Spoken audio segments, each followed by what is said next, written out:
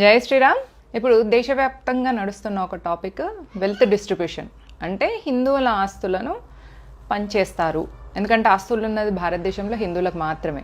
ఎందుకంటే హిందువులు ఇద్దరే పిల్లల్ని కన్న తర్వాత ఇంకా మిగిలిన టైం అండ్ ఎనర్జీతోని వాళ్ళు చేసేది ఏంటంటే ఆస్తులు సంపాదించుకోవడం. నేను మీకు ఒక చిన్న కథ చెప్తా, ఈ ఆస్తి పంపకం ఎట్లా జరుగుతుంది అన్న విషయం. బంగ్లాదేశ్ నుంచి వెళ్ళి ఒక అబ్దుల్లా తన 9 భార్యలు 20 మంది పిల్లల్ని వేసుకొని వచ్చిన తర్వాత ఇక్కడ మన బ్రదర్స్ లాంటి వాళ్ళు అతనికి ఎలక్షన్ ఐడి ఆధారు ఇప్పించిన తర్వాత అతను వచ్చేసి ఒక రామ్ ప్రసాద్ ఇంట్లో పనికి చేరిండు. రామ్ ప్రసాద్కి పెద్ద వ్యాపారం ఉంది, ఒక భార్య 2 పిల్లలు. ఈ అబ్దుల్లా వెళ్ళేసి మన బంగ్లాదేశీ అబ్దుల్లా పోయి రామ్ ప్రసాద్ ఇంట్లో పనికి కూర్చున్నాడు. రామ్ ప్రసాద్ ఊకే తిడుతున్నాడట అబ్దుల్లాని. తిడుతుంటే అప్పుడు రామ్ ప్రసాద్ భార్య అడిగిందంట అబ్దుల్లా నిన్ను సార్ ఊకే తిడుతుంటే నీకు కోపం రాదా అని అడిగిందంట. అప్పుడు అబ్దుల్లా చెప్పిండంటే సార్ పనిచేసేది నా కోసం నా పిల్లల కోసమైనా, ఆయన అప్పుడో మాట ఇప్పుడో మాట అంటే తప్పేమున్నది మేడం అని అన్నాడంట.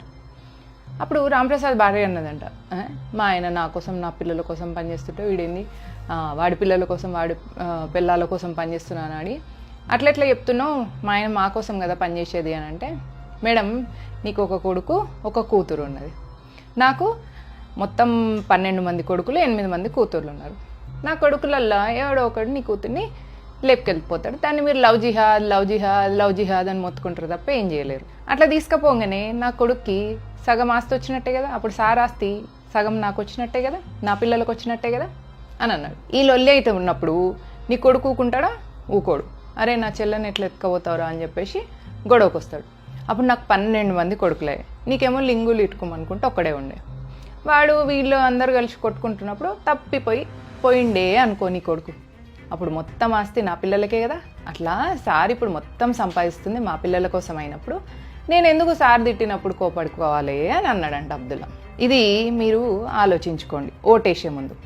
అసలు ఓటుకు కూడా ఓమాయి మనకి ఇంకా తెలివి ఎంత ఎక్కువ అంటే నోటా మీద ఓటేస్తాం. కర్ణాటకలో 2 లక్షల ఓట్లు నోటా మీద పడ్డాయంట. అది మన తెలివి. మనం ఇటు పిల్లల్ని సంపాదించుకోము, ఆస్తులు సంపాదించుకొని ఆస్తుల కోసం మేబీ చౌకీదార్ అని చెప్పేసి అక్కడ నించున్న ఒక వ్యక్తిని సపోర్ట్గా వెళ్ళాం, ఓట్ వెయ్యం.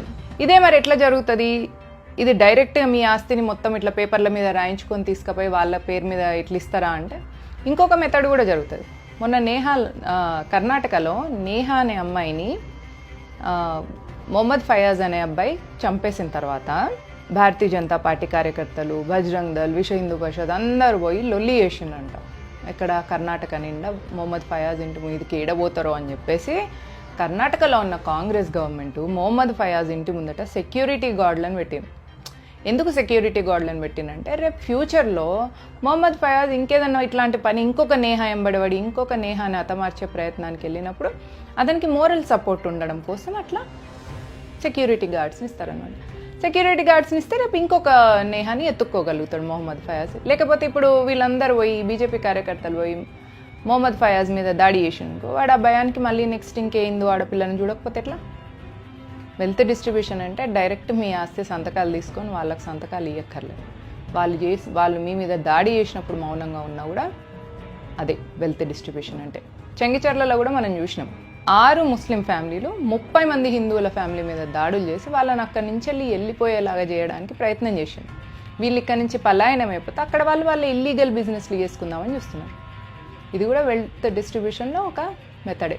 జాగో హిందూ జాగో, stand with Modi, stand with Bharatiya Janata Party. Voting రోజు హాలిడే కాదు, అదొక హోలీడే. తప్పకుండా వెళ్ళి ఓటు వేయండి. నోటా మీద అసలే ఓటు వేయకండి. ఎందుకంటే డెమోక్రసీలో ఉన్న వాళ్ళలో బెస్ట్ని చూస్ చేసుకోవడమే నిజమైన ఓటర్ యొక్క బాధ్యత. జై హింద్, జై భారత్.